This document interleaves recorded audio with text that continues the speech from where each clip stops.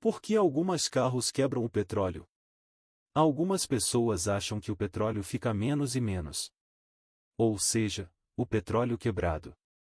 Para entender o motivo do petróleo quebrado, precisamos primeiro entender como o petróleo funciona no motor. E de onde ele vem? Vamos analisar o sistema de lubricação de petróleo do motor através de 3D monitor. E o motivo do petróleo quebrado. Obrigado ao proprietário por dar um like. Vamos começar. Quando o motor está funcionando, os componentes internos produzem fricções de alta velocidade. Se não tiver o lubricante de petróleo, as fricções de petróleo se transformam rapidamente. Por isso, o efeito do petróleo é muito importante.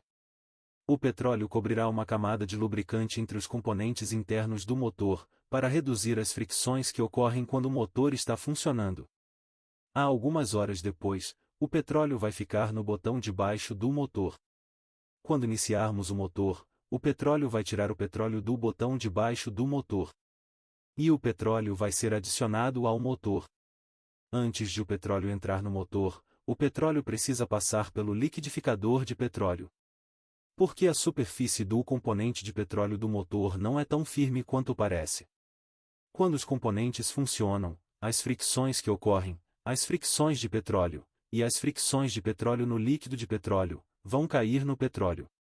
Por isso, antes de o petróleo entrar no motor, o petróleo precisa passar pelo liquidificador de petróleo. É por isso que o petróleo precisa ser mudado de vez em quando. Se o petróleo ficar por muito tempo, o efeito de lubrificação do petróleo vai ser afetado. O petróleo, depois de entrar no motor, vai ser dividido em duas partes.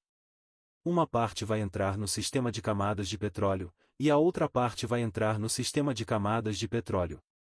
Quando o petróleo entrar no motor, a camada de petróleo vai ser dividida em partes como a camada de petróleo, a camada de petróleo, e a camada de petróleo. Se a camada de petróleo não estiver limpa, o petróleo vai entrar no sistema de camadas de petróleo. O petróleo vai ser chamado de combustível de petróleo.